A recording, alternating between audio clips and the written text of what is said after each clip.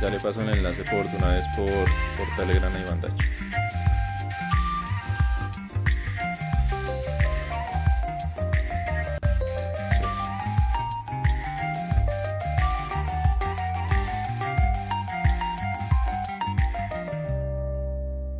La verdad.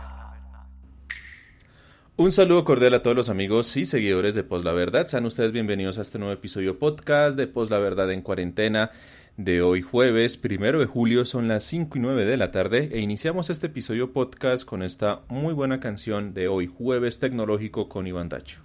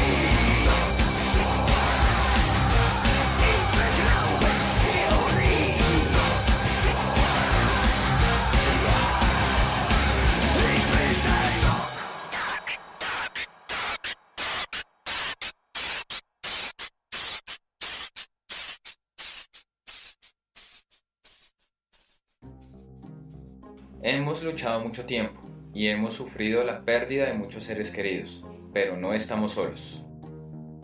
Hay grupos de resistencia en toda Colombia.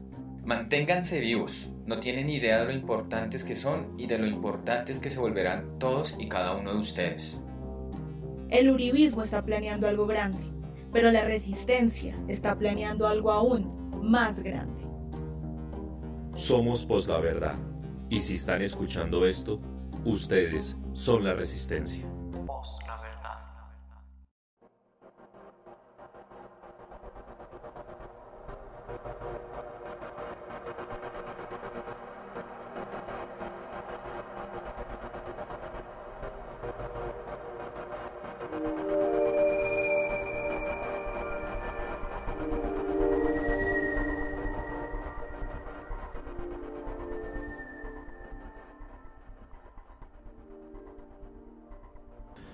Estábamos con la canción Doctor de los Paisanos de Health Machine, una muy buena canción, potente esta canción para iniciar este episodio podcast de Poslaverdad en vivo, siendo ya las 5:15 de la tarde, y le damos la bienvenida a Don Iván Dacho, como es costumbre todos los jueves tecnológicos con Don Iván Dacho. Bienvenido a este episodio podcast de Poslaverdad.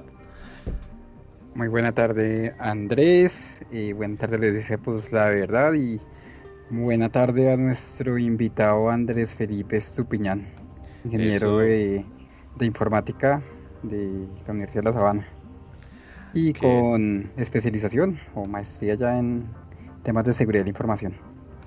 Eso está bien que lo presente con todas las credenciales. Felipe, bienvenido a este episodio podcast de Poslaverdad, también agradeciéndole a Don Iván Dacho que nos hizo el puente de traerlo el día de hoy aquí a este podcast. Muchas gracias por la invitación, y la idea es que podamos validar un rato el incidente que se presentó en la Universidad del Bosque y validemos desde el punto de vista de seguridad informática qué aspectos fueron los que pudieron llevar a este tipo de ataque y posterior fuga y violación de los datos personales de los estudiantes y de las personas que trabajan en esta universidad. Claro que sí, porque bueno, ha sido noticia el tema del hackeo que le hicieron al tema de la base de datos y todo de esta universidad. Pero antes de entrar en materia, quiero saludar a doña Diana Reuter, que en el chat en Spreaker dice: hola amigos Poslaverdad, muchísimas gracias. Ya saben que el podcast de Poslaverdad se emite en vivo de lunes a viernes desde las 5 de la tarde en Spreaker, y después quedan diferido en las diferentes plataformas de podcasting como Apple Podcast, Google Podcast, Spotify, Deezer, Amazon Music, YouTube, iVoox, TuneIn Radio y demás. Ya saben que el enlace de esta canción que sonó a su momento de Doctor de Health Machine está en la descripción de este episodio podcast con su respectivo enlace, el link a YouTube. También están nuestros enlaces de Patreon y de PayPal por si nos quieren apoyar, y también están los respectivos enlaces de LinkedIn que manejan Felipe e Iván Dacho. Entonces ahí está toda la información por si les gusta lo que charlaremos ahorita en estos momentos aquí con Iván Dacho y con Felipe. Ahí también están los datos de ellos en LinkedIn. Don Iván Dacho, antes de entrar en materia, rápidamente, Ángela María Robledo, Corte Constitucional, revisó una acción de tutela, determinó que efectivamente ella incurrió en doble militancia y por lo tanto tiene que separarse de forma automática, de forma inmediata de su curul, por lo que al haber incurrido en doble militancia, su elección, o bueno, su curul como tal, tiene que ser declarada nula. Pongámosle en contexto, ella cómo fue que llegó a ser congresista en la Cámara de Representantes, pues porque sencillamente y gracias al acto legislativo 01 del 2018, se le otorgaron beneficios a la oposición, y entonces establece que quienes queden en el segundo puesto de una elección como presidente, como gobernador o como alcalde pueden ocupar el cargo inmediatamente correspondiente, por ejemplo, Congreso para los que fueron candidatos a la presidencia, asambleas a la gobernación y consejos a las alcaldías. Es por eso que Gustavo Petro hoy es senador de la República y Ángela María Robledo, quien era su fórmula de la vicepresidencia, estaba ocupando hasta hoy su curul en la Cámara de Representantes. Resulta que la gente en su momento del Partido Verde, entre esas Claudia López, empezaron a decir que lo que estaba haciendo Ángela María Robledo al haber renunciado al partido, al haber renunciado a esa curul y al haberse lanzado como candidata siendo fórmula de la vicepresidencia de la Colombia Humana, incurría en doble militancia que fue denunciada y fue puesta en conocimiento ante las autoridades. Ya se había pronunciado un fallo respectivo en su momento, pero esto fue entonces llevado al ámbito de la tutela y ya finalmente la Corte Constitucional lo revisó. ¿Qué es correcto o no? Es la decisión de la Corte, ha sentado jurisprudencia. Personalmente yo pensaría que hubiera aplicado otro tipo de interpretación, pero pues sencillamente la Corte no se quiso complicar y dictó el fallo que ya todos conocemos. ¿En qué sentido? En el que Ángela María Robledo sí incurrió en doble militancia, no al haberse lanzado como fórmula a la vicepresidencia de Gustavo Petro, no, porque no hay incompatibilidad de ser congresista y lanzarse, ¿cierto?, a una candidatura. Lo hizo al haber renunciado al Partido Verde y haberse postulado por otro movimiento político diferente. Ahí sí incurrió en doble militancia. Y es que la Corte estableció que ella tuvo que haber renunciado a ese partido un año antes. Y la renuncia de ella pues se dio en el menor de ese tiempo. Entonces, por lo tanto, sí hubo doble militancia. También se terminó de configurar esa doble militancia al ocupar ella una curul en la Cámara de Representantes por otro movimiento que no fuera el del Partido Verde. Entonces, sí hubo doble militancia. Y hay que recordar las palabras de Claudio López diciendo que lo que ella hizo y lo que sucedió con todo esto, pues sencillamente es trampa. Y es que lo decía Claudio López el 17 de abril del 2018. Me extraña que Ángela Robledo esté apelando a la trampa, Claudio López. Claudio López asegura que la fórmula de Gustavo Petro incurrió en doble militancia para poder ser candidata. La misma Claudia López lo decía el 18 de abril de 2018 en Twitter. Dejen de victimizarse, haciendo referencia a Ángela María Robledo. Dejen de victimizarse por todo. Yo creo que incurrió en doble militancia y ustedes que no. Alguna autoridad legal decidirá quién tiene la razón. Punto. Es un debate legítimo, no una estigmatización, ni una agresión, ni hay por qué rasgarse las vestiduras. Eso decía en su momento Claudio López y hoy se lamenta pues de esta decisión. ¿Cómo nos cambia la vida, don Iván Dacho? No sé qué nos quiera compartir de esto rápidamente. Usted sabe que yo no soy abogado, pero el tema es que, y el tema de discusión acá, y que por eso la votación fue reñida, era que la Colombia Humana no es un partido político. Pero o sea, es movimiento. Pero ahí sí, aplica, pero independiente. O sea, porque pues, un movimiento versus un partido político, y ahí es donde está como la discusión más... Porque si se da cuenta, la votación fue reñida. Pero la cuestión es que ella renunció al Partido Verde para lanzarse por otro, así haya sido otro partido u otro movimiento, no importa, pero no es es doble un partido, militancia. es un movimiento, Sí, es un movimiento, y ahí es donde se valía si es doble militancia o no. O sea, Pues ¿por ya... qué cree usted que, por ejemplo, Robledo hizo lo que hizo de salirse del polo y todo antes de un año de elecciones? Pues efectivamente para no inhabilitarse con el tema de la doble militancia. ¿Por qué lo hizo el mismo Roy Barreras y por qué lo hizo de pronto Benedetti? Pues ella no pensó, como la Colombia Humana no era un movimiento, pues, o sea, no era un partido, pues. Dignidad hoy es un movimiento. No, De pero hecho, pero ya tiene personería, bueno, ¿no? ya la tiene, pero no se ha lanzado Es todavía diferente, Robledo. porque es que Dignidad sí tiene personería. Colombia Pero Humana no tenía Roy personería. Barreras y Benedetti se metieron en la Colombia Humana y la Colombia Humana no es partido, es movimiento. Pero digamos que la renuncia y la separación la hicieron un año antes y la fecha clave es un año antes de la elección.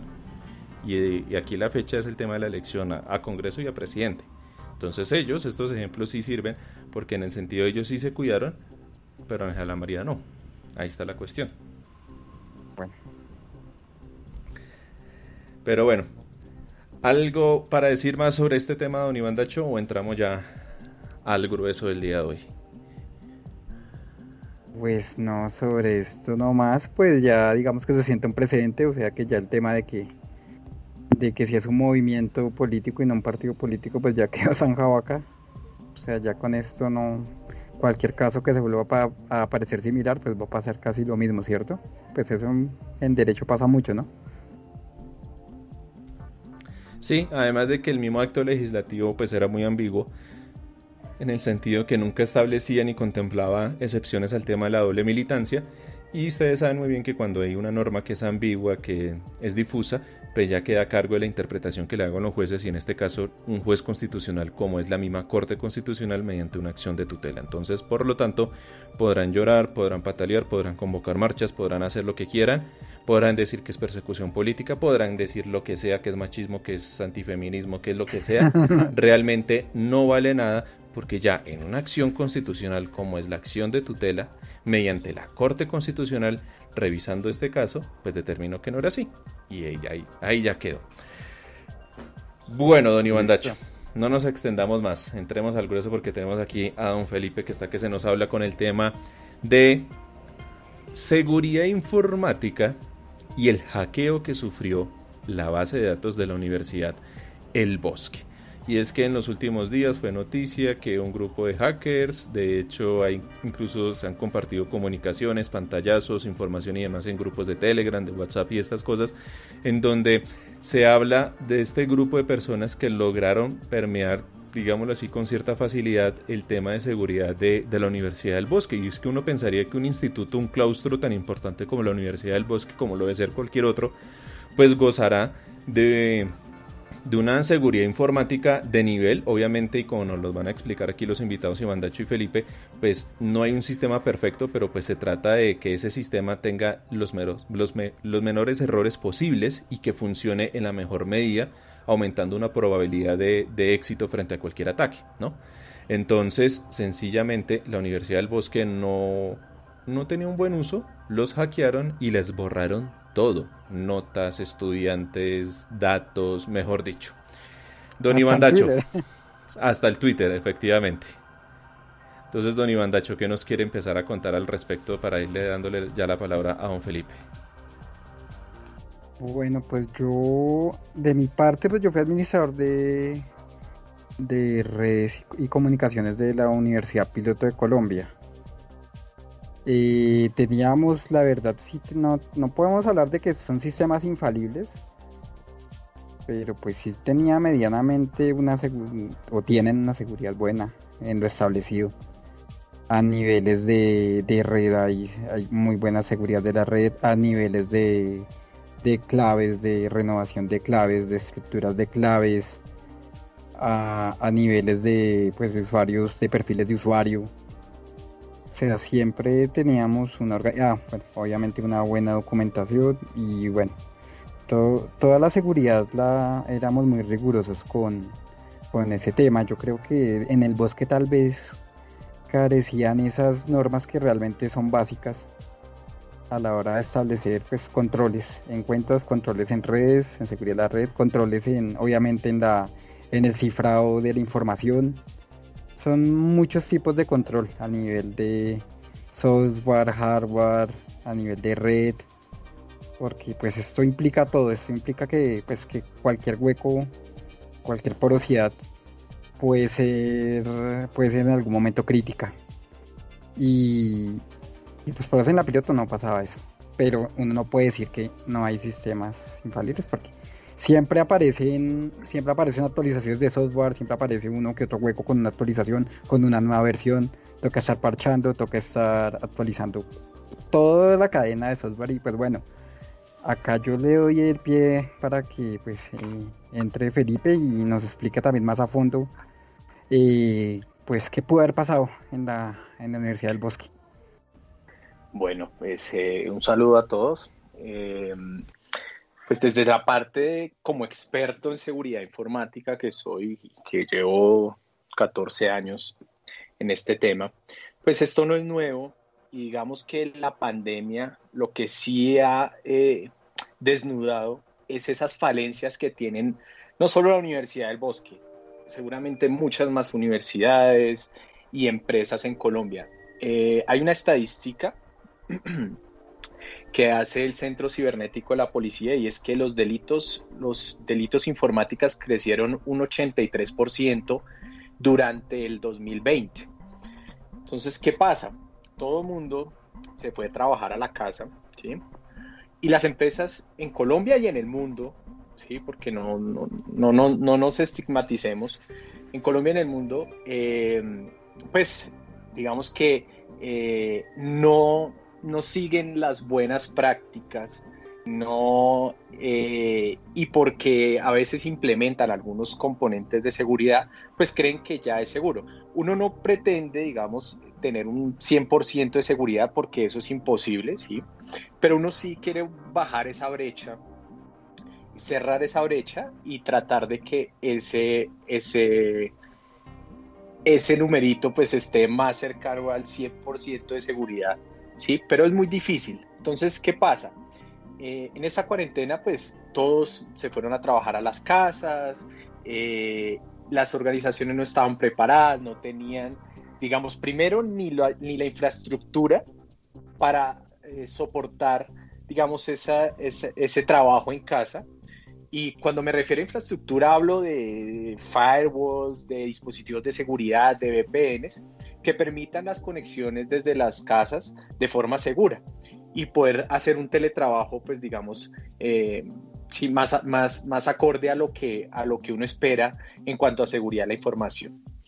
Cuanto a lo de la Universidad del Bosque, claramente, pues sin entrar mucho en detalle de lo que pasó, porque digamos que se tienen apenas especulaciones de lo que pasó. Hay un comunicado que incluso hicieron los mismos atacantes explicando que habían borrado las bases de datos de financiera, de estudiantes, de notas.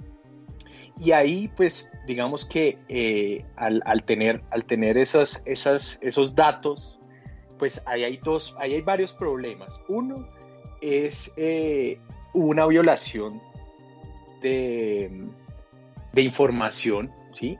Y de información, digamos, confidencial. Ya la SIC, me imagino que ya entró a investigar y seguramente van a haber sanciones por este tema, porque esas bases de datos tenían información sensible y confidencial, ¿sí? Había información de estudiantes, había información de administrativos.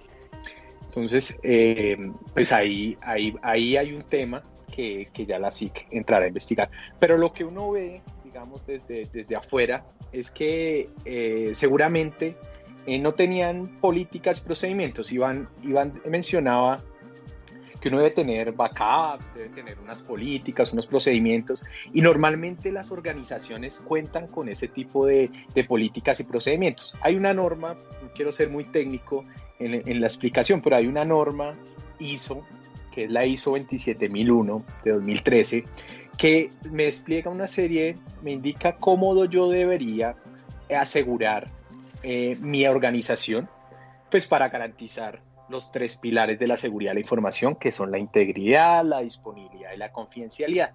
Normalmente las organizaciones trabajan en eso, ¿sí? Y implementan estas normas, hacen sus análisis de riesgos, hacen sus planes de continuidad al negocio.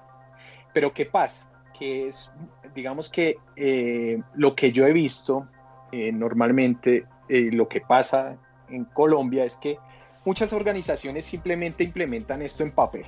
Entonces hacen sus políticas, sus procedimientos, y cuando obtienen un incidente, yo el año pasado atendí 8 incidentes asociados a algo que se llama ransomware, que no sé si ustedes han escuchado el término, pero es simplemente, para no entrar en detalles, es un secuestro de la información. El atacante cifra los datos y pide un rescate por esa información. Una de las compañías más grandes de este país el año pasado sufrió ese ataque, donde se le cifraron más o menos 500 servidores y donde tuvo que pagar cerca de 400 millones de pesos para que esa información regresara, ¿sí? Entonces, digamos que esta cuarentena y lo que ha develado es que las organizaciones no tienen políticas, seguramente, tienen procedimientos, pero no los aplican. Entonces, algo que digamos que toda organización debería tener siempre es que todos sus sistemas deberían estar actualizados, ¿sí? La mayoría de ataques que se dan de ransomware o de intrusión a los sistemas se dan por una desactualización de componentes. Hace 4 años a Telefónica le cifraron con ransomware también yo no recuerdo muy bien el número, pero eran cerca de 200.000 máquinas. Incluso máquinas que estaban en Colombia se alcanzaron a cifrar en un ataque de ransomware. Y cuando habló el CIO, decía que Chema Alonso, y pues fue profesor mío de la maestría, es un tipo muy respetado, es un tipo que sabe mucho de ciberseguridad, decía que ese ataque se pudo dar porque se les quedaron unos servidores sin actualizar. Entonces la mayoría de estos ataques, digamos, normalmente se dan por desactualización de componentes de software. Ya hay otras formas de hacer ataques y de poder incluso ingresar a esa información. Pues si digamos que externamente yo estoy blindado, pues ahí mitigo un poco el tema, pero también si yo estoy internamente y internamente no tengo los controles adecuados, pues yo también soy vulnerable. Entonces, digamos que ese aseguramiento debe ser integral, debe ser de todas las aplicaciones que dan la cara a Internet y internamente en las redes de la universidad. Entonces, ahí hay varios problemas. Uno es que seguramente ellos tienen falencias en el tema de los backups, en el tema de las políticas y procedimientos, ¿sí? Hubo cambios de contraseñas, hubo incluso el Twitter, mencionaba Iván, pues eso revela que la universidad no tenía una política clara de cambio de contraseñas robustas, ¿sí? Porque digamos que todo el mundo habla de contraseñas robustas, pero nadie sabe a ciencia cierta qué es una contraseña robusta. Una contraseña robusta es una contraseña que tiene caracteres especiales, números, y tiene un mínimo de caracteres que normalmente debería estar entre 9 y 10 caracteres, ¿sí? Y esto no solo aplica para los sistemas, sino aplica también para los celulares. Y pues digamos que yo que me la paso en este tema, pues uno es muy paranoico, ¿sí? Pero pues para cerrar ahí el tema, es que yo pienso que hay muchos problemas ahí. O sea, ese ataque no se pudo haber dado, ¿sí? Como se dio y porque tuvieran, digamos que si ellos hubieran tenido correctamente asegurado los sistemas, hubieran tenido unas políticas realmente robustas, y ahora están teniendo problemas incluso para recuperar la infraestructura. Entonces, ¿qué pasa? Que uno puede tener los backups, pero normalmente, ¿qué pasa? Las organizaciones tienen el backup, pero nunca lo prueban. Entonces, cuando tienen estos incidentes es que van a ir a mirar el backup, y me ha pasado. La única cura en este momento para ransomware, por ejemplo, que les decía que cifra los datos, es estar actualizados para, digamos, no dar papaya.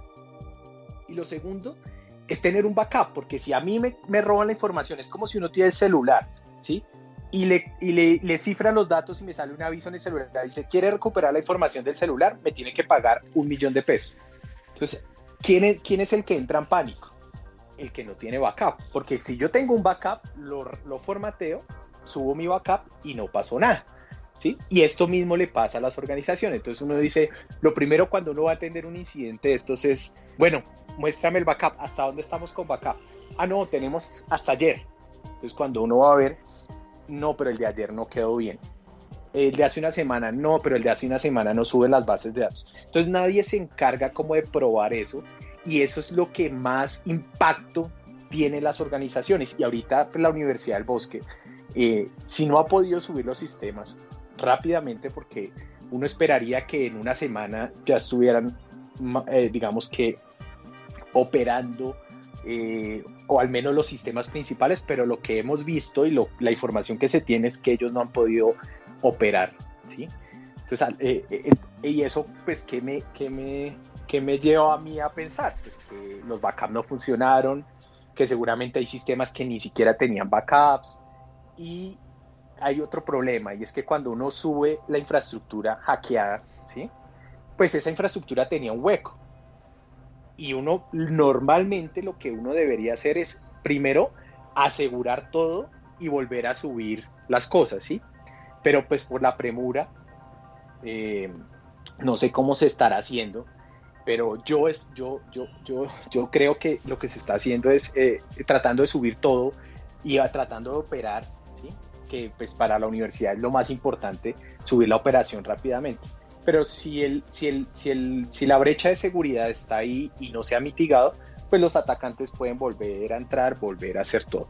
Ese tema del borrado de información es muy grave. O sea, eso por retención, por temas legales, pues es un tema muy delicado. Por eso yo mencionaba la SIC, porque la SIC seguramente está encima de ese caso, ¿sí? Independientemente de que así haya sido un grupo de hackers y haya pasado lo que ha pasado, cuando uno cuando uno reporta las bases de datos en la SIC a uno le pregunta, ¿usted tiene datos personales, datos confidenciales, datos sensibles? ¿Y cuál es la diferencia? Por ejemplo, un dato sensible es que una persona tenga alguna enfermedad, por ejemplo. Eso es un dato muy sensible, es un dato médico, incluso las universidades los tienen, porque en algunas hacen exámenes, ¿sí? Entonces, esos datos, pues son, al ser sensibles, pues uno debería darles un tratamiento especial.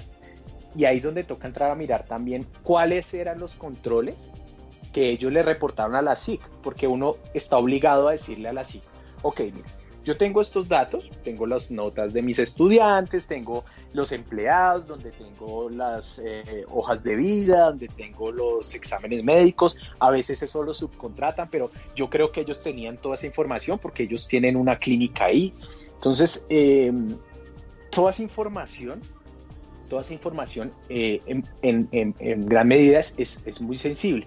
Entonces la SIC me dice, ¿y usted qué va a hacer para asegurarlo? Entonces ellos tuvieron que haberle indicado a la SIC, mire, nosotros tenemos un firewall, ciframos la información, hacemos backups, nuestros sistemas son seguros porque nosotros hacemos pruebas de web penetration testing. Bueno, eso es una cosa muy técnica, pero uno debería siempre, es como cuando uno va al médico, ¿sí? Hay varios test que uno se puede hacer. Entonces uno va al médico y uno le dice, bueno, yo quiero que me haga un examen de sangre para ver cómo estoy. Entonces empiezan a salir los triglicéridos altos, el ácido úrico alto, y el médico le dice a uno, bueno, entonces para que te cures tienes que hacer ejercicio, tienes que bajar esto. Esos mismos test, digamos, para hacer un símil, es lo que uno hace en el hacking ético. Uno como hacker ético se pone el gorrito de hacker, ¿sí? Y ataca esa infraestructura como si fuera un hacker. ¿Y eso qué resultados tiene? Pues que yo puedo ver cuáles son los huecos, cuáles son las rendijas por las que un hacker puede entrar a mis sistemas. ¿Para qué? Para mitigarlos, para remediarlos. Entonces hay que entrar también a ver qué tanto de eso que yo digo, de esos procedimientos, de esas buenas prácticas, la universidad sí estaba haciendo, porque normalmente le pagan a la gente que corre cosas automáticas y le dicen, mire, sí, tiene esto, pero nadie se encarga, ni tiene un encargo de decir, ok, tengo estas 5 enfermedades y para curarme tengo que hacer esto. Entonces normalmente nadie le hace seguimiento a ese tipo de cosas. Y ahí esta pandemia lo que ha hecho es eso. Claro, los hackers se dieron cuenta, ok, se fueron todos de la universidad, se fueron todos de las empresas, están trabajando en la casa. Pero se están conectando desde la casa a la organización. Y cuando uno va a ver como hacker y como experto en seguridad, es que cuando se van para la casa, utilizan el computador de la casa, donde también la hija, el esposo, todos hacen uso de ese computador, un computador contaminado. A su vez, ese computador se conecta a las organizaciones. Entonces, ahí ya tengo, como atacante, yo ya encontré un hueco, ¿sí? Y allá puede tener toda la seguridad del mundo. Pero cuando uno va a ver a ese tipo de conexiones, no les ponen la seguridad que tienen que ponerle, ni los filtros, ni habilitan las cosas que tienen que habilitar. Entonces, eso yo creo que ahí hay mucho conocer el detalle. Yo pienso que sí hay mucho de administración de la infraestructura, de las políticas, de los procedimientos, de las revisiones que uno debe hacer, ¿sí? Y de las revisiones, como les decía, de cosas tan sencillas como el backup. Digamos que eso, si uno tiene el backup al día, simplemente, me hackearon, ok, restauro todo, empiezo a revisar, o restauro todo, cierro el acceso y simplemente yo no permito que nadie entre mientras yo identifico cuál fue la puerta, porque además eso aquí en una investigación forense, hay que ver cómo ellos lograron entrar, cerrar el hueco y que no más adelante, cuando suban todo, no vuelve y pase lo mismo. Bueno, aquí ya Felipe nos ha dado una muy buena explicación se han tocado varios puntos. De hecho, por acá también ya tengo unas preguntas que nos están dejando. Doña Diana Reuter hace la siguiente pregunta: ¿qué tan común es este tipo de ataques a una base de datos en Colombia? Uno creería que este tema de los hackers y todo obedece a algo más fuera, países incluso más desarrollados y todo, pero eso es muy común aquí en Colombia o incluso en Latinoamérica, ¿cierto? Sí, realmente ese tipo de ataques no son exclusivamente los rusos o los estadounidenses. En Colombia, como mencionaba al inicio, han crecido cerca del 83% los delitos los ciberdelitos. Y digamos que ese tema de las bases de datos, de la filtración de bases de datos, o robo de información, o cifrado de la información, pues es muy común. Y es muy común porque nadie actualiza los sistemas. Ustedes pueden ir a la presidencia, los últimos ataques de anónimos, que unos fueron reales, otros no. Hay que tener mucho cuidado con la información porque las redes sociales le entregan a uno mucha información, pero cuando uno hace la investigación realmente se da cuenta que de todos esos ataques que mencionaron hace un tiempo, pues realmente creo que fue uno solo el que pudieron hacer, y fue un ataque de negación de servicio, ¿sí? Donde quisieron bajar la página de la presidencia, pero ellos no se robaron datos. Habían unos datos que publicaron que eran de hace 4 años, que hubo un ataque, ese sí fue real. Entonces hay que tener mucho cuidado, pero estos ataques son muy comunes, y son muy comunes porque las personas, los administradores de sistemas, no están pendientes de las actualizaciones, porque dicen, yo para qué actualizo, si es que siempre que actualizo se me daña el sistema. Entonces, aquí no hay una cultura de seguridad informática, y eso va a ir cambiando con la pandemia, porque las personas van a estar trabajando en sus casas. Esto va a estar mixto. Yo pienso que las personas no van a volver al 100%. Lo que yo he visto, digamos, en los clientes que yo tengo en la organización, es que la tendencia es que esto se vaya mitad y mitad. No creo que volvamos todos a las organizaciones, no creo que eso vuelva a pasar, ¿sí? Y va a ser algo como híbrido. Entonces ahí pues hay que preocuparse más por la seguridad, porque como les decía, el utilizar el computador de la casa tiene sus riesgos, porque uno lo tiene desactualizado, no lo tiene con licencia, porque es un computador que compró en Umilago. Eso no pasa en todos los casos, pero la mayoría de personas tienen los computadores así.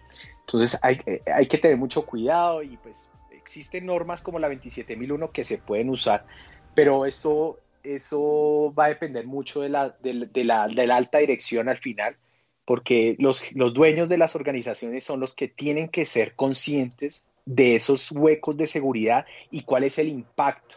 Porque a mí me pasa que cuando yo llego, esa empresa que les digo que pagó 400 millones de pesos, es una empresa muy querida por los colombianos. Yo creo que tal vez el dueño de esa empresa lo quieren muchísimo. Y lo que uno ve es que él no era consciente de esas cosas.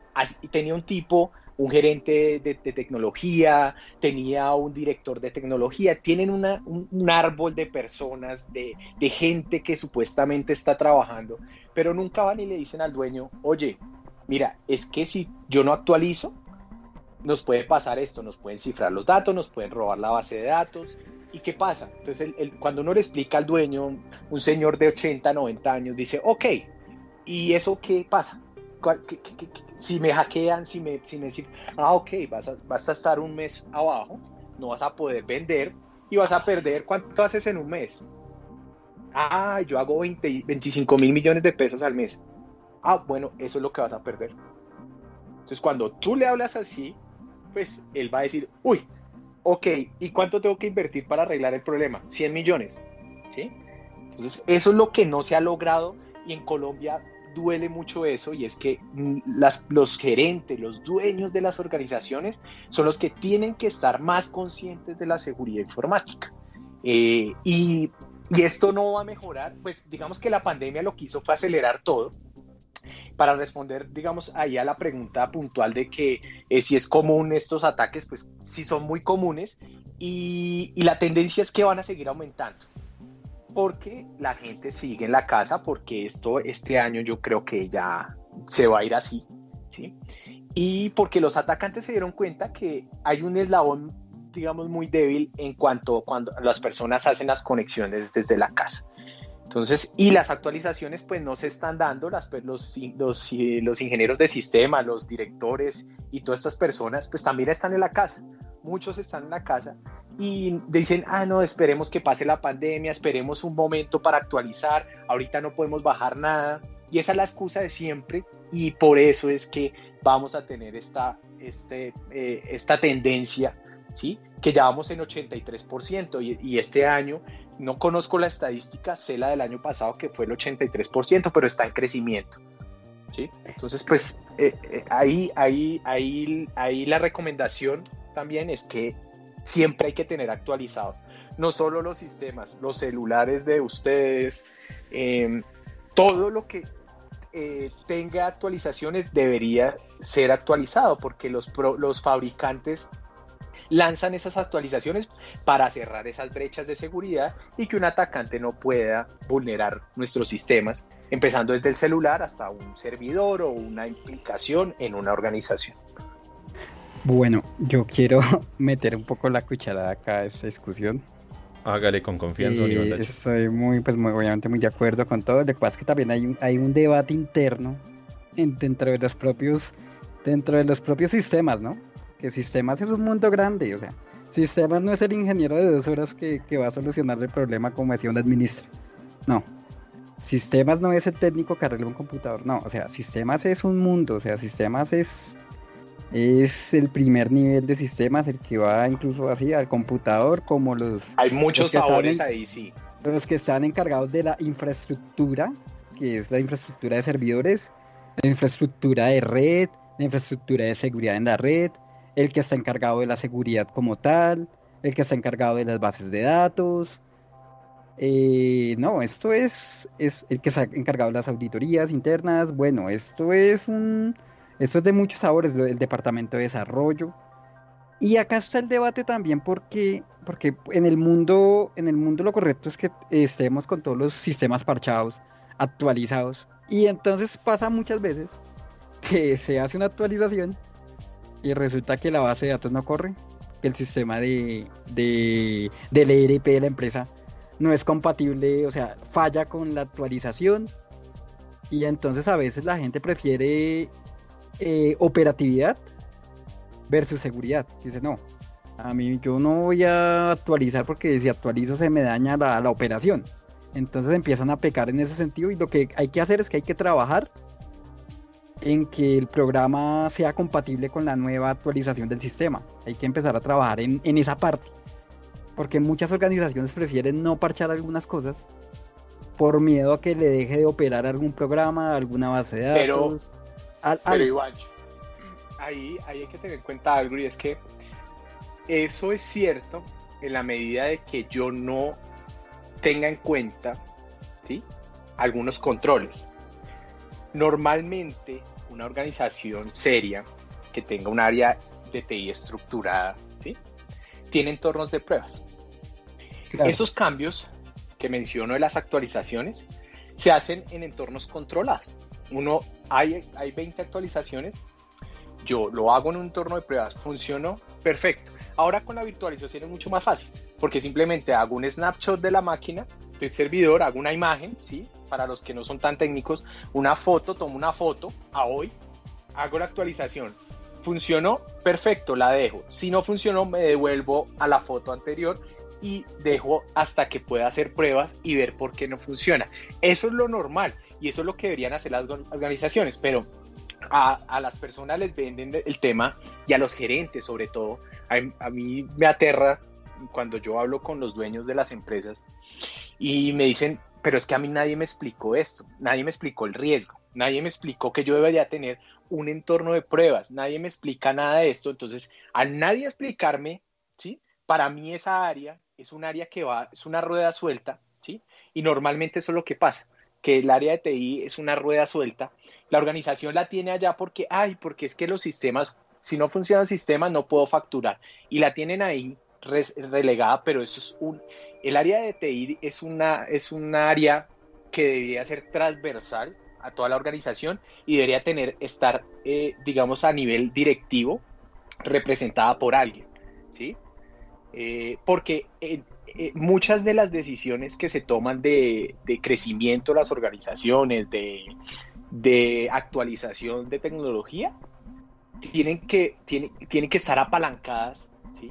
Pues primero por tecnología y segundo, deben tener toda la seguridad del caso para que al final, digamos que el impacto sea más positivo que negativo. Me explico, si yo necesito invertir 1.000 millones de pesos en una infraestructura, pero no la aseguro, en un mes me hackean y pierdo lo que les decía, 30.000 millones de pesos, pues para el gerente o para el dueño va a decir, botamos la plata, y tiene razón. Por eso esto tiene digamos que muchas personas que están involucradas, el oficial de seguridad, el director de TI, el gerente de TI, el director de TI, las personas que están dando soporte. Entonces hay unos niveles, pero todos están empujando el carrito para el mismo lado. Y eso es lo que no pasa en muchas organizaciones en Colombia. Los que dan soporte están por allá, nadie sabe qué están haciendo y así. Entonces nadie está encargado de nada, nadie está haciendo revisión de nada, nadie está supervisando que ese tipo de cosas como las actualizaciones se hagan, y pasan cuestiones como la que pasó en la Universidad del Bosque, donde los hackean, se les lleva la información. No estoy seguro, yo creo que ahí hay una parte de ransomware. Hubo borrado información. Yo tengo otra teoría, pero ahorita le cuento. Incluso dicen que es venganza. Yo ahorita les cuento mi teoría. Yo he atendido casos de universidades donde hemos cogido gente que cobraba por cambiar notas, ese tipo de cosas. Pero al final de todo, lo que yo creo es que ahí hubo una combinación de ataques, ¿sí? Y de cosas que solo se pudieron dar única y exclusivamente porque la plataforma tiene debilidades, porque la organización, porque la universidad tiene debilidades desde lo procedimental hasta lo técnico, ¿sí? Toda la parte de infraestructura debe tener debilidades, porque si no, un atacante pues no puede ingresar. Si uno tiene su casa, para ponerles un ejemplo, si yo tengo mi carro y le pongo alarma y le pongo cámara y le pongo esto, pues es más difícil para un atacante, ¿no? Que si lo dejo sin alarma, le dejo los vidrios abiertos, y eso es lo que pasa. Normalmente en las organizaciones lo que pasa es eso, que dejan el carro con los vidrios abiertos, sin alarma, y lo dejan al frente a las 3 de la mañana en un sitio no tan seguro. Y pues, ¿qué hace un atacante? ¿Qué hace un hacker si uno ve un carro así? Uno técnicamente, como hacker, pues uno ¿qué va a querer? Meter la cabeza, mirar qué carro, mirar qué hay adentro, y eso es lo que hacen los atacantes. Entran y luego abren la puerta, y luego ven que pueden prender el carro porque el señor dejó pegadas las llaves, y se llevan el carro. Eso mismo pasa en las organizaciones. Entonces, también todos esos controles que uno puede poner, subirle los vidrios, dejarlo parqueado en un parqueadero seguro, eso es lo que normalmente uno debería hacer, pero no lo hace.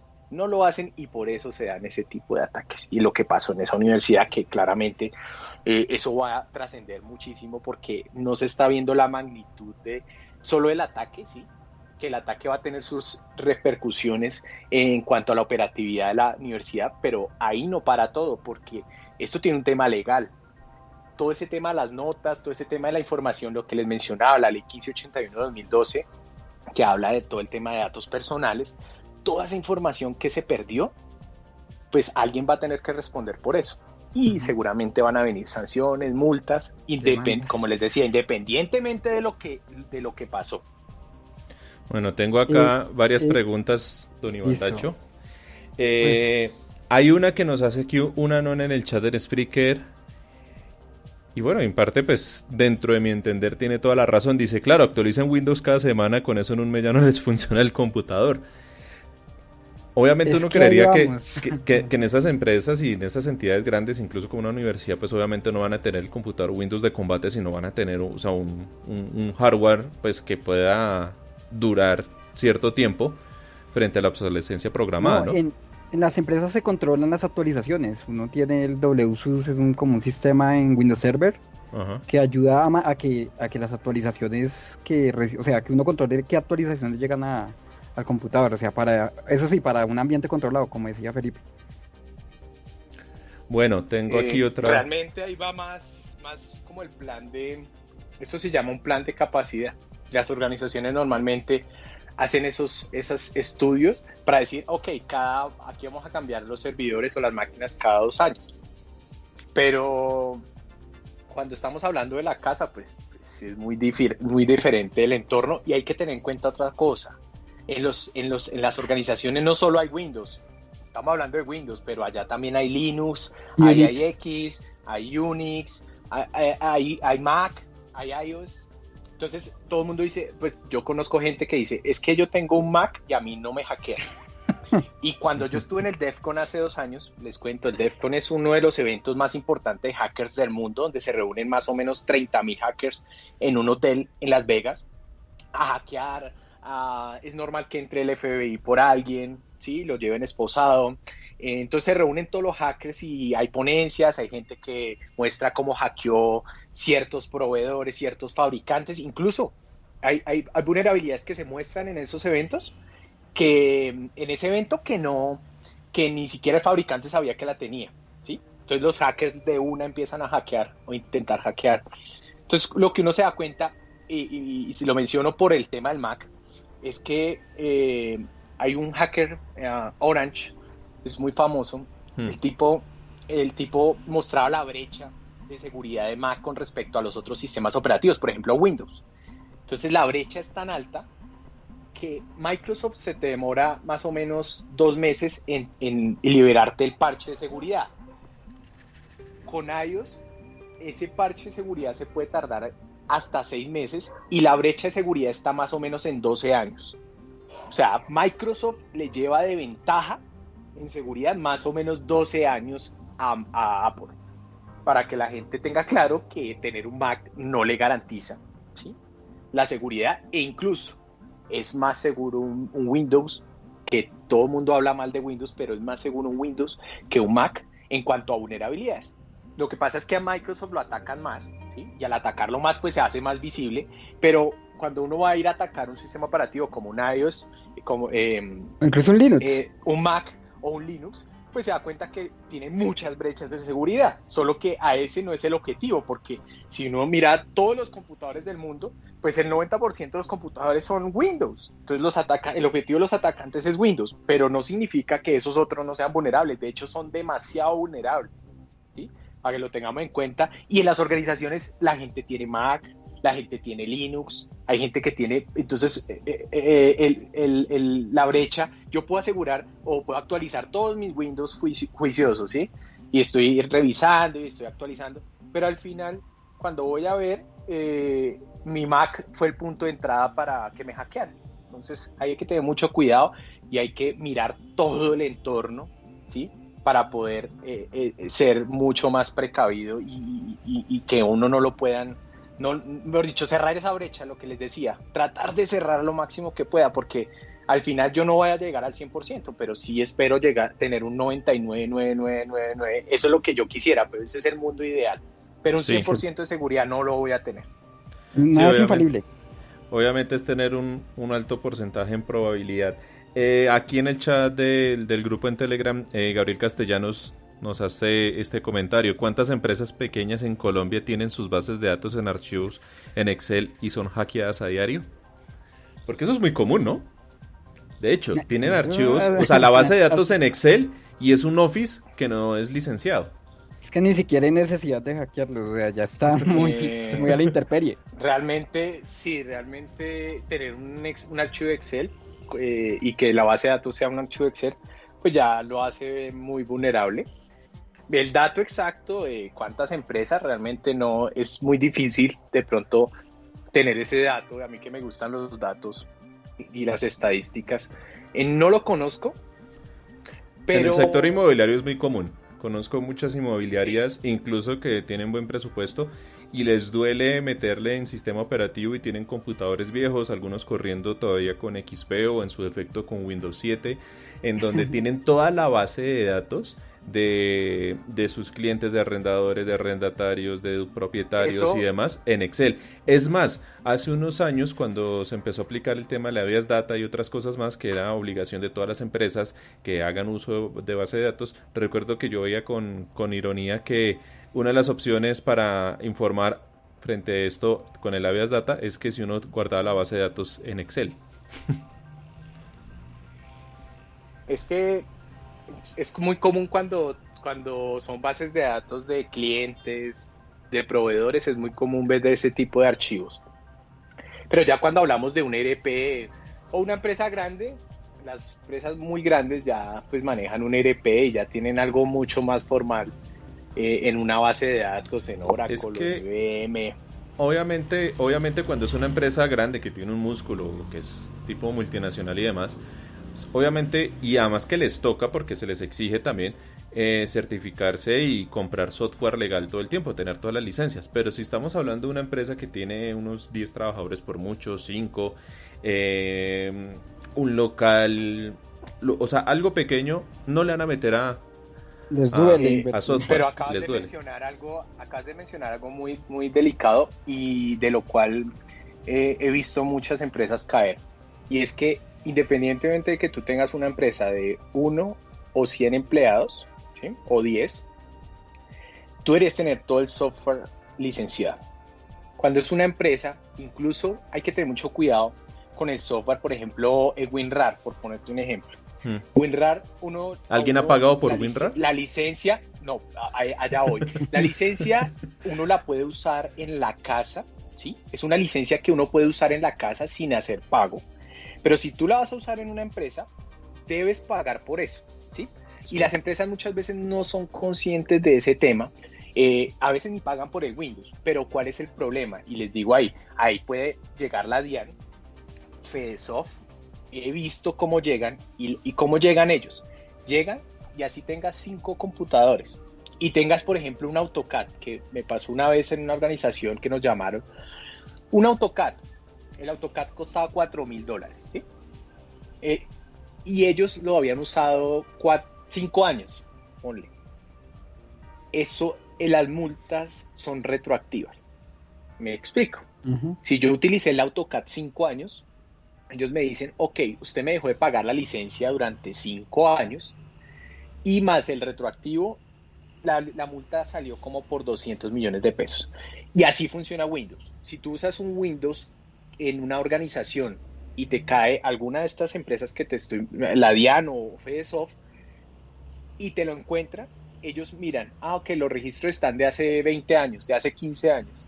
Entonces, 15 años, tú dejaste de pagarlo de licencia, entonces tú me debiste haber pagado esto y este es el total. Y las multas son muy fuertes. Entonces, ahí la recomendación también es así tengas una empresa de 1, de 10 o de 100, siempre traten de tener el software licenciado, ¿sí? Windows, Office, que es lo típico. Y si van a usar alguna herramienta, asesórense. Sí, que vamos a utilizar WinRAR. Ok, eso, revisemos la licencia. Nadie, cuando instala todo el mundo es next, next, next, pero nadie revisa el contrato. Y ahí dice, solo lo puede usar en su casa para uso personal. Sí. Si lo va a usar en una organización, debe pagar por esto. Entonces, hay que tener mucho cuidado con ese tema de licenciamiento. He visto en Colombia cómo han sancionado empresas y no son multas de 10 millones de pesos. Muchas empresas incluso piden pagar esos montos a cuotas. Entonces al final te ponen una multa de 100 millones y licenciarte y comprar computadores nuevos te costaba 20.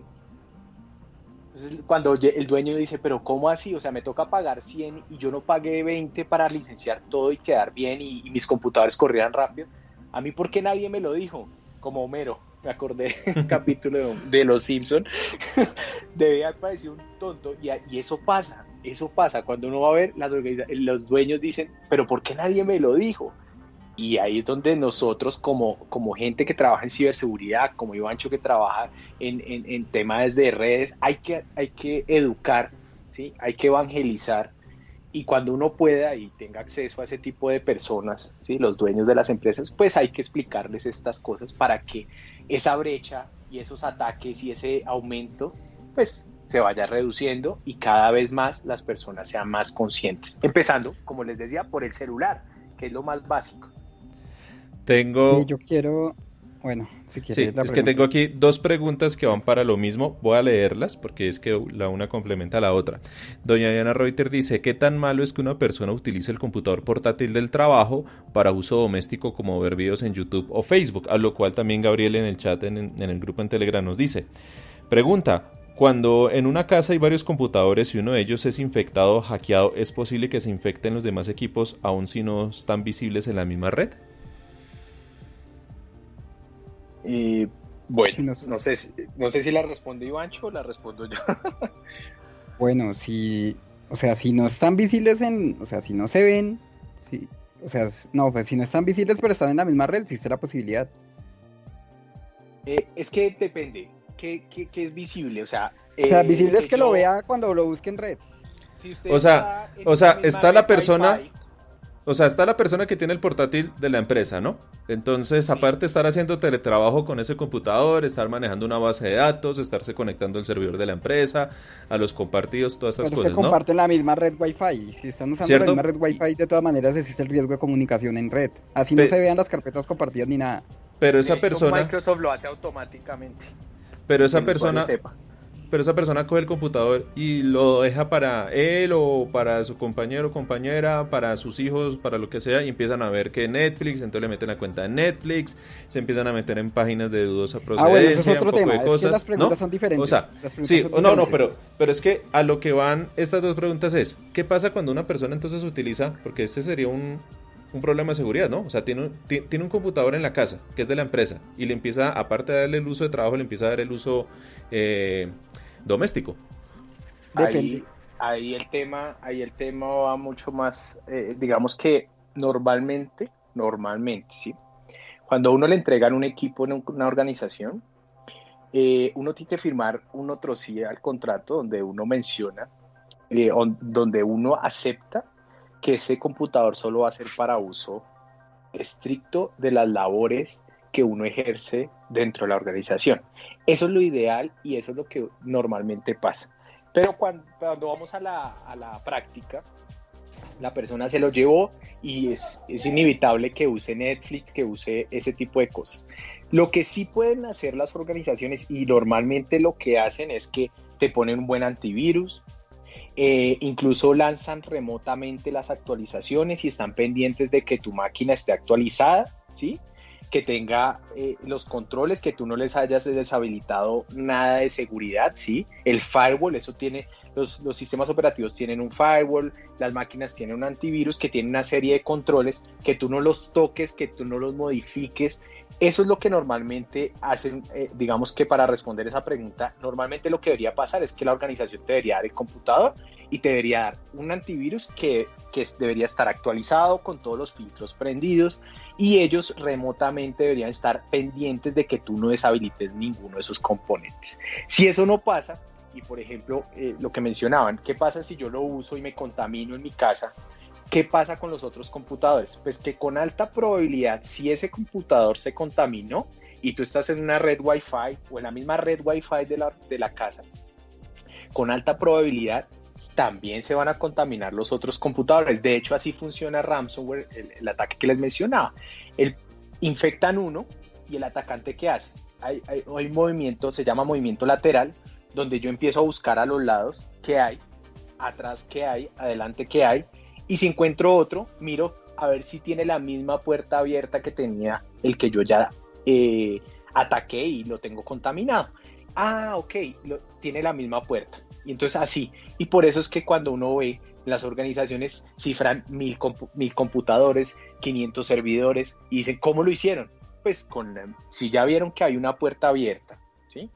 Vieron que el señor siempre deja la ventana del carro abierta, pues van y miran el carro del lado, y el carro del lado también tiene la misma ventana abierta, y así hasta que contamina. Entonces la respuesta ahí es, sí se pueden contaminar, y con alta probabilidad se contaminan, ¿sí? Por eso es tan delicado el tema del computador del trabajo, pero el computador del trabajo es obligación de la empresa mantenértelo actualizado, mantenértelo con el antivirus, con todos los componentes y que tú no puedas modificar esas configuraciones, porque eso es otro, ¿no? Yo puedo tener el super antivirus y la empresa me dice, mire, le monté el super antivirus y llego a la casa y le digo deshabilitar, ¿sí? Para poder, es que no me corre tal cosa, es que no me abre tal página. Entonces eso se debe controlar también, pero eso es un trabajo que deben hacer las personas que te entregan el computador. Y en la casa, pues si yo tengo sospechas de que la red, de que mis computadores de la casa son viejos, no están actualizados, no tengo licencia, pues yo debería tener mucho más cuidado a la hora de conectar, porque ante una contaminación de uno de esos, pues eso se va a expandir, ¿sí? Por lo que les digo, por el movimiento lateral que uno hace cuando uno está hackeando, y ahí es donde yo empiezo a mirar los de los lados y seguramente se te va a contaminar o se te van a contaminar todos los que están en la red, que es lo que pasa y por lo que se pueden dar esos ataques que actualmente se están dando. Bueno, aquí Cofer nos estaba compartiendo en el grupo en Telegram una noticia que salió en febrero de este año, en donde en Bogotá, fue titulado así por semana, en Bogotá una empresa fue hackeada y recibió una factura telefónica por 160 millones de pesos. Ahí Bueno, está. yo quiero volver como al hilo principal, ¿no? Que pues digamos nos estamos yendo por las ramas de que es vulnerable, que no a nivel de afuera, pero pues estamos hablando de la Universidad del Bosque. Sí, yo quería preguntar una cosa con eso. Y es que uno creería que una universidad seria, pues primero no tendría tanto riesgo con este tema, pero bueno, ya vimos que con el Bosque les pasó. Pero uno también creería, ahí sí ya desconozco, que toda esta información y toda esta base de datos, aparte de haberla manejado con una empresa informática y demás, ¿no? Tendrían que estar asegurados, ¿cierto? Porque es una información delicada. Estamos hablando de notas de estudiantes, de base de datos de estudiantes, de profesores, de pagos, de esto depende de la vida de mucha gente. Mucha gente. Y hay un tema acá, pero la realidad es otra.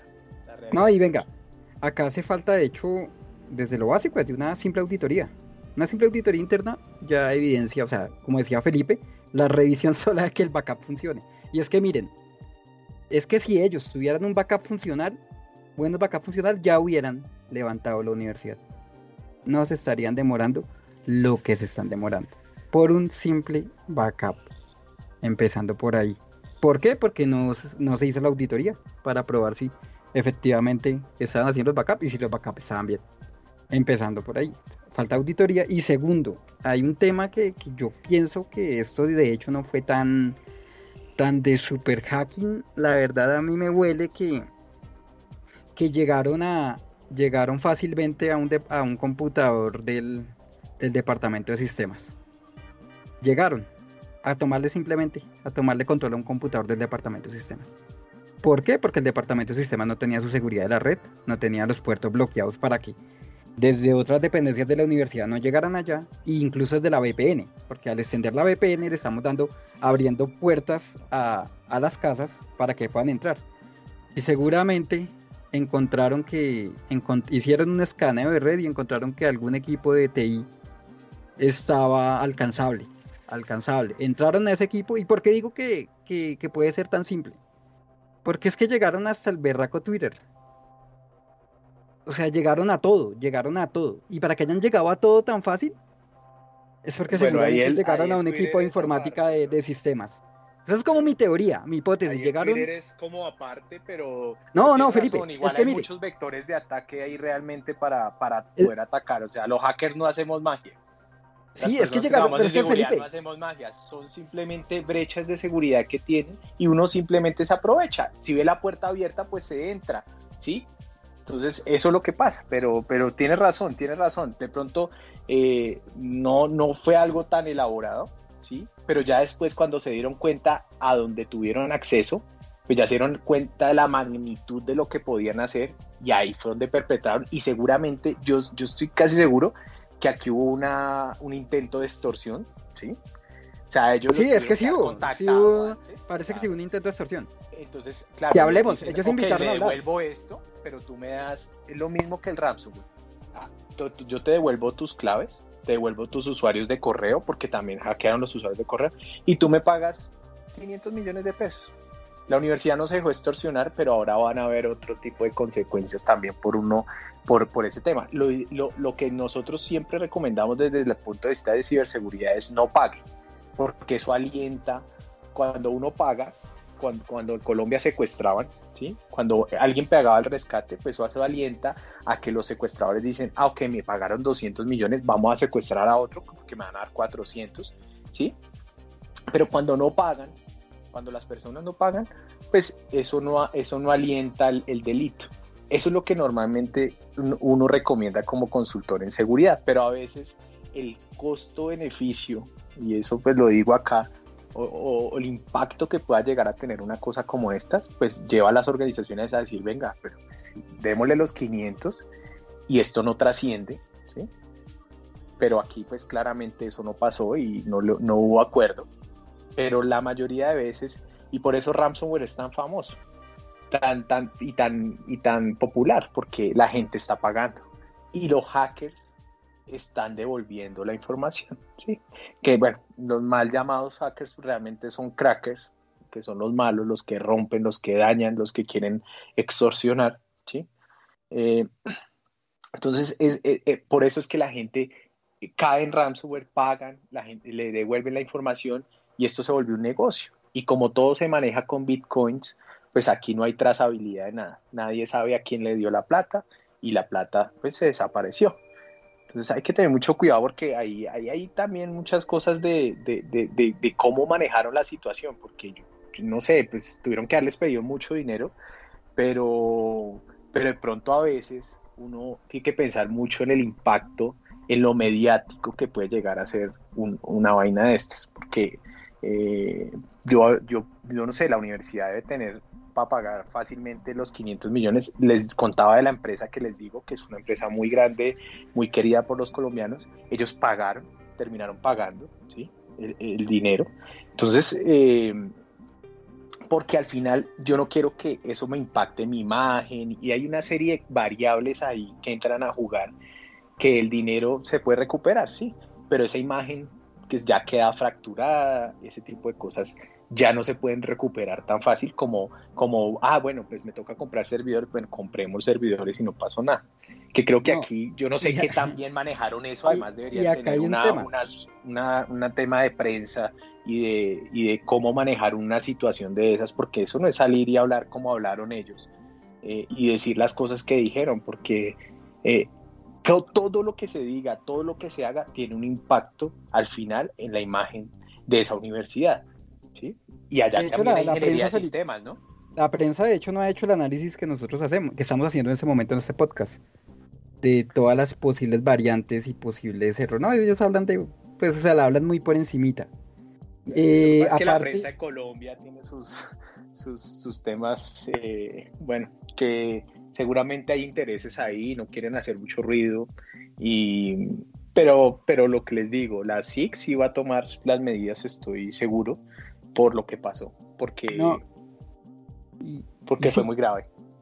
Y hablando del gremio, o sea, acá el tema es que sistemas, como le digo, a veces ven que el de sistemas es el todero, hace todo y no saben que sistemas es una estructura muy grande. Una estructura muy grande y de mucha responsabilidad, o sea, esto es como el agua y la luz. Sin agua y sin luz, o sea, es vital, el sistema se volvió tema vital, o sea, hasta que no les fallan los sistemas y quedan totalmente inútiles operativamente, hasta ese día no se dan cuenta que valen los sistemas y que vale el ingeniero de sistemas, el ingeniero de informática, el de teleco, hasta ese día. Depende de nosotros, eso también depende de nosotros. Yo soy profesor universitario y eso también depende de nosotros. Pues a mí me queda más fácil evangelizar desde la academia y es lo que normalmente yo hago, ¿sí? Pero eso también depende de nosotros como ingenieros de sistemas, ¿sí? No todos se dedican a la seguridad, pero deberían conocer las implicaciones que tiene no asegurar algo, una infraestructura en una organización. Algo básico, porque pues todos deberíamos ser conscientes. Al ser conscientes, pues nos lleva a ser precavidos, a tomar medidas, ¿sí? Que nos ayuden a mitigar esos riesgos que existen. Pero es triste porque pues uno lo hace pero pues eso lo deberíamos hacer todos los ingenieros de sistemas, todos deberíamos saber de seguridad. Esto es una cosa que digamos que la seguridad informática es una cosa que vamos a tener de aquí a 50, 60 años. La gente no es consciente, pero los carros, todo se está empezando a automatizar, todo se está interconectando a internet y todo eso necesita seguridad, todas las cosas necesitan seguridad, ¿sí? Y no se está viendo como la magnitud, ¿sí? La pandemia agravó el tema y mostró como la fotografía de lo que puede llegar a pasar, y esto no es nada, ataques a infraestructura, lo que pasó en Estados Unidos con la petrolera, ¿sí? Ataques a la infraestructura crítica, a hidroeléctricas, a temas de gas, a temas de petróleo, pues pueden afectar incluso a un país, ¿sí? Entonces, esto sí apenas como una imagen de lo que puede pasar, pero la cosa puede llegar a ser muy grave. En Estados Unidos fue muy grave ese ataque que hubo a esa petrolera y los puso en jaque. Y así puede pasar con una represa, con una hidroeléctrica, todo eso está interconectado a sistemas, ¿sí? Y ahí hay mucho trabajo para los ingenieros, a los que nos dedicamos en seguridad y este tema, y a evangelizar. Para todos. También tiene que ser desde las universidades, o sea, a mí desde la universidad me tienen que inculcar que la seguridad es algo fundamental, ¿sí? En cualquier cosa que yo haga, si me dedico a desarrollo de software, si me dedico a hacer una aplicación, pues una aplicación en un celular tiene que ser segura. Si me dedico a cualquier cosa, digamos, a implementar a cualquiera de los sabores que hablábamos, yo siempre debo estar pensando, bueno, ¿y qué pasa con la integridad, con la disponibilidad, con la confidencialidad? Siempre tengo que estar pensando en eso. Y pues ahí sí la invitación es a que nos preocupemos un poco más por la seguridad y tratemos como de educar también a nuestro entorno, ¿no? A nuestros padres, a nuestros hermanos, contarles, ¿sí? Que todas estas noticias, mire, están llamando, están robando información, mire lo que pasó en la Universidad del Bosque, ese tipo de cosas ayudan y van calando, y al final nos volvemos más conscientes. ¿Cómo no caer con el phishing? Sí, cosas tan sencillas como un phishing, que uno dice, mira, mi papá ayer, el lunes, vino con el celular y me mostró. Me dijo, mire, mijo, me salió acá, Dian, le embargamos su casa. Entonces yo le decía, papá, pero mire el correo, viene de Pepito Pérez @ Pepito Pérez, no es de la Dian. Entonces, ok, o sea, es falso. Yo, sí, papá. Ok, y aquí yo los tengo, digamos que en mi casa o en mi entorno y con mis amigos, yo trato de evangelizar mucho, pero esto es una labor ardua que tiene que ser, digamos, desde las universidades, lo que les digo, desde las personas que están formando en ingeniería de sistemas a la gente, ¿sí? Desde ahí es donde nosotros tenemos que empezar a educar y que la gente sea más consciente, porque al final esas personas van a ocupar los cargos directivos y son los que van a estar encargados de todas esas infraestructuras, no solo la Universidad del Bosque, sino de la Universidad de la Sabana, de los Andes, de todas, ¿sí? Y si esas personas que están allá arriba no son conscientes de la seguridad, porque ustedes pueden decir, uy, no, pero ¿cómo no van a saber de seguridad esa gente? Y uno va a ver y no saben. O sea, uno va a ver un gerente de TI y uno le pregunta cosas de seguridad y dice, no, yo no tengo ni idea. ¿Usted hace prueba? No, yo no hago eso. ¿Usted hace hacking ético? No, yo no hago eso. ¿Usted tiene en cuenta la continuidad? No, yo no hago eso. Entonces, ¿usted qué hace? O al menos que sepan a nivel directivo, no les pide que sean duros en todo. Pero no lo saben, no, al menos sepan los roles. No tienen nociones. Entonces ahí donde uno se preocupa y dice, claro, por eso es que nos hackean, por eso es que se roban la información, por eso se meten y secuestran información, por eso extorsionan a las personas con el tema de los datos. Por eso aparecen cosas como, ay, es que a un estudiante el semestre pasado me decía, profe, es que mire, es que no sé cómo decirle. Le dije, pues dígame. Profe, es que no sé, mire, es que alguien me robó unas fotos, o sea, me robó unas fotos desnudo y me está extorsionando y me dice que las va a publicar. Entonces yo le preguntaba, pero ¿cómo él accedió a sus fotos? O sea, ¿dónde usted las tenía? no, es que, y no me explicaba, no me decía. Yo le dije, tú se las enviaste a él. En ese momento ya perdiste la privacidad. Cuando uno envía una foto, ya perdiste la privacidad. Pero cosas tan sencillas, tan pequeñitas, las personas no son conscientes. Que al enviar una foto, al compartir un comentario, todo eso puede ser utilizado, ¿sí? Y todo eso ya perdió su grado de confidencialidad, ¿sí? Porque al compartirlo yo ya le estoy diciendo a la persona que esa información ya no es confidencial.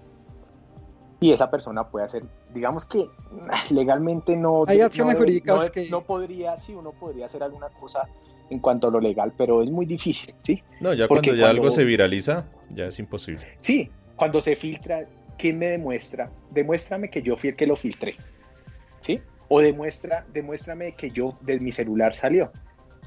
Creas un perfil falso, envías la información y ya la tiene todo el mundo, que es lo que comúnmente pasa. Pero cosas como esas que son tan pequeñitas, tan sencillas, de pronto entender que yo no debería compartir cosas con otras personas, pues no se hacen, y al final esas cositas pequeñas es de las que se aprovechan los hackers, de ese desconocimiento es de los que se aprovechan para robar información, para secuestrar, para extorsionar, para hacer cosas como las de la Universidad del Bosque, que pues eso ya no sabemos, al final yo creo que nos vamos a terminar enterando, pero nos vamos a demorar qué fue lo que pasó, pero seguramente esa información se va a terminar filtrando y vamos a saber a ciencia cierta y técnicamente qué fue lo que pasó. Bueno, ya siendo las 6:30 en punto, llevamos hora y 21 de programa. Ya con don Felipe y con don Iván Dacho en este jueves tecnológico ir finalizando, no sé, algunos consejos, tips rápidos de seguridad como para que cualquiera que nos esté escuchando, ya sea en vivo o en diferido, siempre tengan muy presentes. Por ejemplo, yo siempre lo he dicho y lo hemos tocado en anteriores oportunidades con Iván Dacho acá, es que uno en internet y uno con las aplicaciones se debe comportar al igual que en la calle, y uno en la calle sencillamente uno no le acepta un dulce a cualquiera, uno no, ¿cierto? O sea, uno tiene ciertos cuidados en la calle y uno no se mete en ciertos lugares. Lo mismo tiene que hacer en el internet. Al fin y al cabo es un mundo, es virtual, pero no deja de ser un mundo, y lo que uno haga ahí puede tener implicaciones en este lado. Entonces, por ejemplo, si uno abre una página que es de dudosa procedencia y esa página le dice, oh, tu celular está infectado, dale clic aquí e instala esto, ¿no? O lo que salió hace poco con los iPhone, que algunas personas se metían en ciertas páginas y de pronto le decía, ¿quieres que una página quería acceder a un calendario? Y a veces la gente, por darle rápido, no le daba a cancelar, sino le daba OK. Entonces se le plagaba todo el calendario del iPhone con promociones, con noticias, con un poco de vaina. Entonces les saltaban las alertas y las alertas y las alertas. Entonces, ¿en qué tipo de páginas pasa eso? Si uno se mete en una página tipo YouTube, si uno se mete en una página, no sé, de un medio de comunicación colombiano o internacional serio, pues realmente no va a pasar algo así. Pero si uno se mete en una página ahí toda medio X, medio rara, medio extraña, muy seguramente van a estar pasando esas cosas. Entonces, no sé, consejos, comentarios rápidos para que le puedan recomendar a quienes nos están escuchando aquí en el podcast de Post la Verdad. Bueno, yo les doy algunos. Importante el tema de que todas las páginas que visitemos, pues revisemos que sean páginas seguras.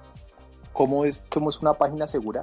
Cuando ustedes van a cualquier página, en la parte del URL sale un candadito en verde y dice HTTPS, y la URL, que si nos sale un aviso que esta página no es segura, que esta página no tiene un certificado válido, pues no entremos. Normalmente, ¿qué pasa? Las estafas que hacen a los bancos, las hacen así. Suplantan el URL, entonces ponen us.bancolombia.com, por mencionar alguna cosa, ¿sí? bancolombia.com.co. Las personas no se fijan en el URL, ¿sí? Y caen y cambian la contraseña y les hacen las transferencias. Tampoco se fijan en el candadito, pues que la página aparezca en candadito verde. Entonces hay que mirar el dominio, el candadito, sí, que el dominio sea bancolombia.com.co y no Bancolombia alguna cosa, pajaritos, alguna cosa.com, ¿sí? Que es lo que normalmente se hace. Estar pendiente de los correos, ¿sí? La DIAN no le comunica a uno ese tipo de cosas, el ejemplo que les ponía que lo pasó a papá. La DIAN no le comunica a uno ese tipo de cosas, que le embargué y que mire, aquí está el embargo, o que me llegó una multa de una fotomulta. que tener mucho cuidado con ese tema porque la mayoría de contaminaciones con ransomware o ese tipo de cosas se están dando también así, correos fraudulentos que vienen con un archivo adjunto y ese archivo adjunto pues viene contaminado. Y siempre estar actualizados, el celular, el computador de la casa, las aplicaciones, es muy importante actualizarlas también, porque cada vez que un fabricante saca una actualización de WhatsApp, de Facebook, para hablar del celular, y en el computador sacan una actualización para Office, para Windows, pues esas actualizaciones son ingenieros, ¿sí? Los sistemas son vulnerables es básicamente porque los hacen seres humanos, y al ser seres humanos son imperfectos, por eso el software tiene errores, porque lo hacen seres humanos, pero pues los seres humanos también corrigen esos errores y por eso sacan actualizaciones. Entonces hay que estar muy pendientes de las actualizaciones, el celular tener actualizadas las aplicaciones y las actualizaciones como tal del celular, y en el computador actualizar los componentes de software, Office, Skype o lo que uno utilice, y el sistema operativo como tal. Esas son como las recomendaciones. Podríamos hacer un programa completo de recomendaciones, pero digamos que esas son como los tips: mantener actualizado, tener cuidado de las páginas que entran, los dominios y los correos, que actualmente esos son como las brechas por las cuales los atacantes se están aprovechando para hacer los ataques que están haciendo.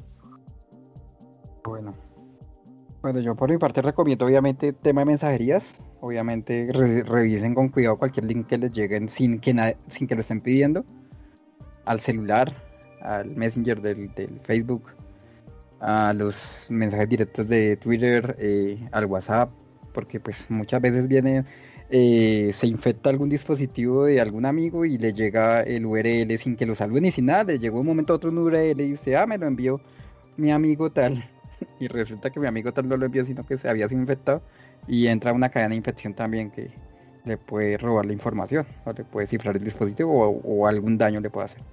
Eso sería así como rápido, porque ya creo que Felipe les ha dado muchos tips. Y otra cosa, actualicen, como lo han dicho acá, actualicen todo el tiempo sus dispositivos, sean tabletas, celulares, computadores, todo el tiempo.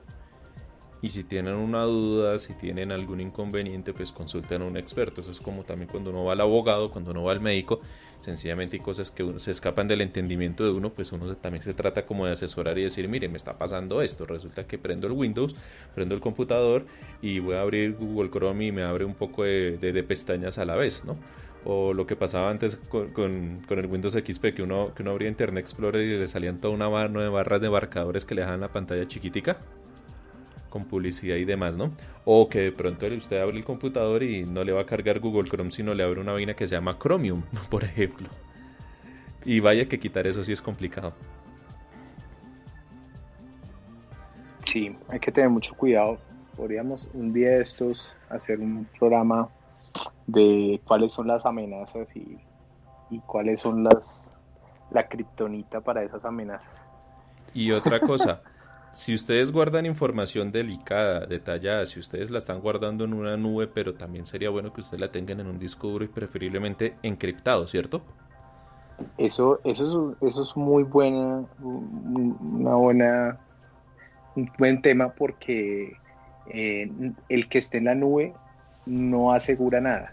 Uh-huh. Porque si yo tengo una contaminación con ransomware, de hecho lo he visto, tengo una contaminación con ransomware en mi máquina y tengo la información en la nube, normalmente esa información que está en la nube también se cifra, ¿sí? Entonces hay que tener mucho cuidado, porque hay ya software, digamos que plataformas que ya tienen algo que se llama anti-ransomware, pero como mencionaba al inicio de la sesión, yo digamos que no existe en este momento algo que evite que los datos se puedan cifrar por cómo funciona ransomware. Ransomware todas las veces se muta, ¿sí? Entonces, pues acá voy a tratar de ser muy cortico, pero un antivirus que detecta. Entonces, un antivirus ve que hay un señor con un sombrero, ¿sí? Y él tiene la foto del señor con el sombrero. Entonces él siempre está pendiente de que si llega un señor con sombrero lo bloquea. Aquí, ¿qué pasa? Que ransomware entra el señor con sombrero y un lunar, y la siguiente ejecución ya está el señor con 2 lunares. Entonces el antivirus dice, uy, no, pero este señor viene con 2 lunares, siga. Y así pasa. Entonces por eso no se ha podido controlar en el mundo el ransomware. Y la única cura que existe es el tener un backup actualizado. ¿Sí? Entonces hay que tener mucho cuidado. Hay software que garantizan o dicen, mire, por ejemplo, hay una marca muy famosa, no sé si la puedo mencionar, pero bueno, está en la nube, me permite hacer backups en la nube y me dicen, y si yo detecto que hay un ransomware, yo no permito que la información que está en la nube se cifre. Pero eso no pasa ni con todos los proveedores y son herramientas súper especializadas de backup. ¿Cuál Entonces, marca es? Hay que tener mucho cuidado. Acronix. Entonces, Okay. Acronix me permite tener un anti-ransomware, y hay varias que tienen, digamos que anti-ransomware, pero eso no garantiza que no se me vayan a cifrar, por lo que les digo, porque en este momento no existe alguien que diga, mire, tengo el anti-ransomware. Como les digo, porque existen muchas variantes y porque cada vez que se ejecuta, cada vez que hay cada vez que hay una ejecución hay una nueva versión de ese ransomware. Por eso es tan difícil de controlar, porque ya como lo veníamos bloqueando con antivirus, que reconocía al señor con sombrero, pues el señor con sombrero se quita el sombrero y pasa. Eso es lo que está pasando. En pocas Entonces, palabras, hay una nueva cepa. Si lo queremos ver así, ya que estamos en pandemia, sí, realmente es una variante. Imagínense que el coronavirus mutara cada vez que le da a una persona, ¿sí? Mutara y por ejemplo la cepa que le da a Iván, hablando de coronavirus que a mí me dio, pero que me dio una cepa, ¿sí? Y mi cepa, que la que a mí me dio, se le pasa a Iván, y Iván tenía la vacuna, que eso es lo que también está pasando un poco, ¿no? Entonces, Iván tiene la vacuna para la cepa, la primera cepa, y se la pasó a Iván, y Iván, el sistema inmune de Iván dice, pero yo no sé quién es este señor, pase. Y lo mismo está pasando con el ransomware. Entonces, el ransomware es un fenómeno mundial, además que se están volviendo ricos las personas, los crackers, están volviendo ricos con este tema porque los montos que están manejando pues son muy altos, ¿no? O sea, aquí no estamos hablando de 5 millones de pesos. Aquí cuando cifran una organización, estamos hablando de 400, 500 máquinas, estamos hablando de 1.000, 2.000, 3.000, 4.000, 5.000 millones de pesos. Entonces los crackers se están volviendo, digamos, muy, muy ricos con este tema y no van a soltar esto, ¿sí? Porque eso es un secuestro. Y nosotros que sí sabemos de secuestro en Colombia. Eso es un secuestro por el cual pagan. Y las personas, los guerrilleros, para ponerlo en contexto colombiano, sí están devolviendo a las personas, no las devuelven como acá pasaba, que las mataban y les devolvían la orejita no, aquí sí devuelven a la persona. Entonces se generó una relación de confianza, yo lo llamo así, una relación de confianza en yo te cifro, tú me pagas, yo te devuelvo. Y así está pasando. Entonces por eso es una cosa muy rentable.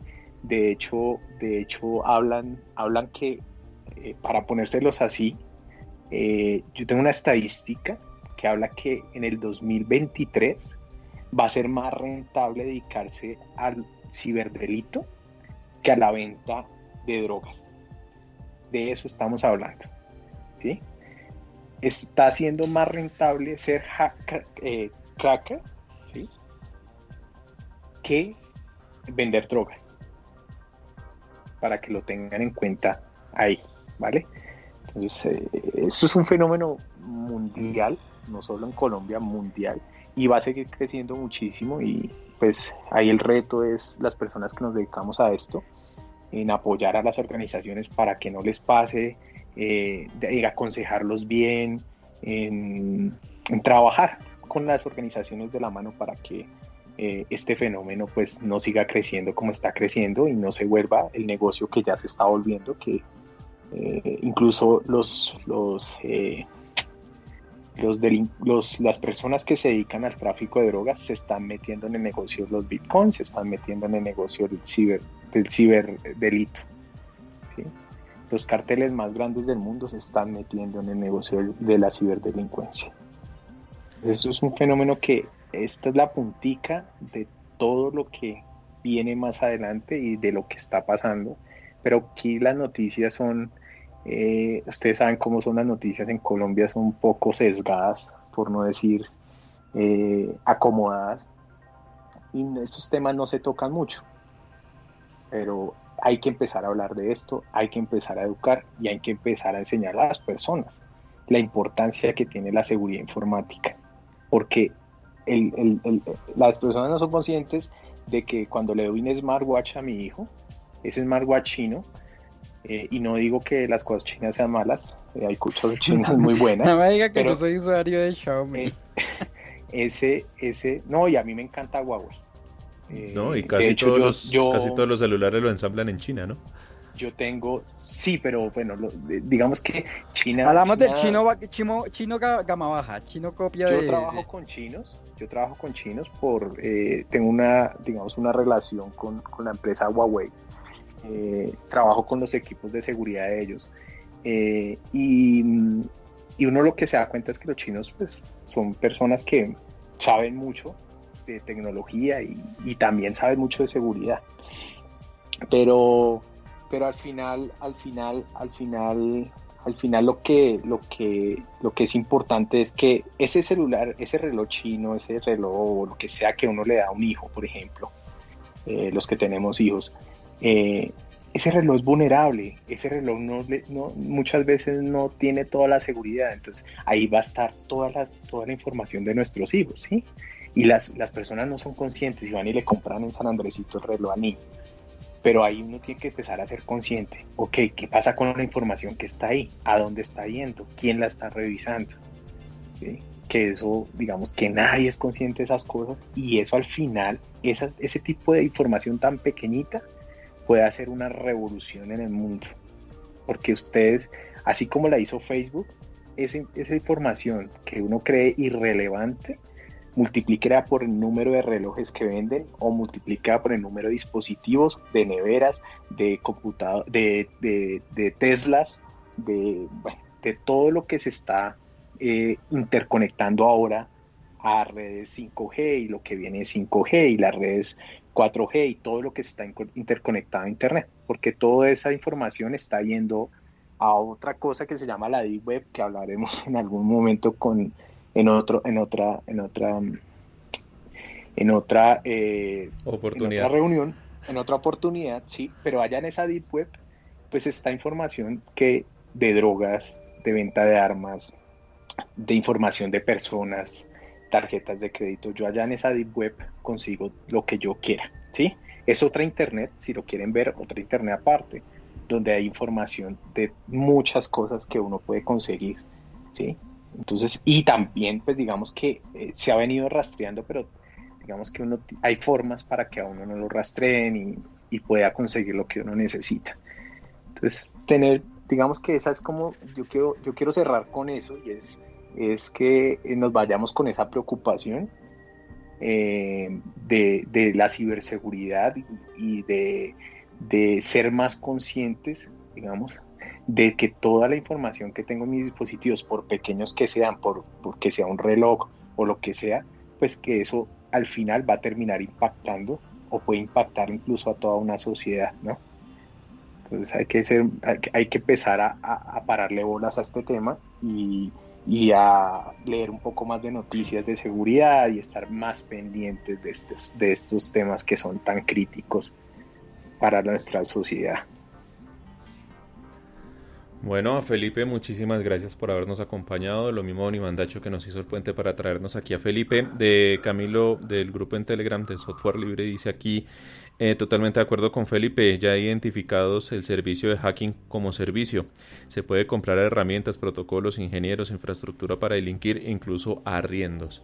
Bueno, aquí Juana nos escribe en el chat de Spreaker, dice saludos, buen programa, gracias. Bueno, gracias a todos ustedes por escucharnos. Bueno, Felipe, ¿dónde lo pueden encontrar? ¿Dónde lo pueden contactar? Si le quieren escribir, si le quieren mandar de pronto un mensaje, consulta y demás. Bueno, pues primero muchas gracias por la invitación, a Iván, a usted Andrés.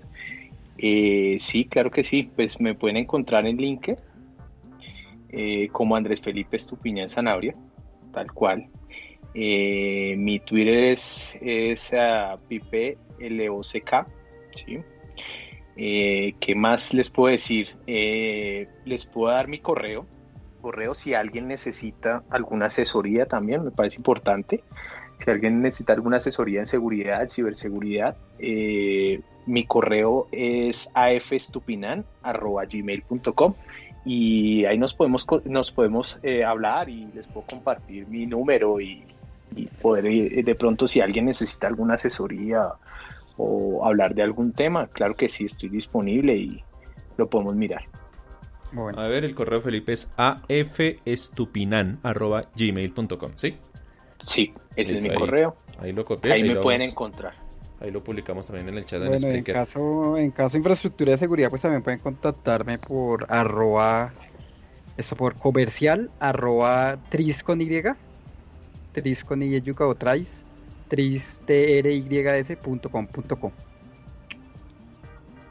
Y tu tienda informática, ¿no, don Iván Dacho?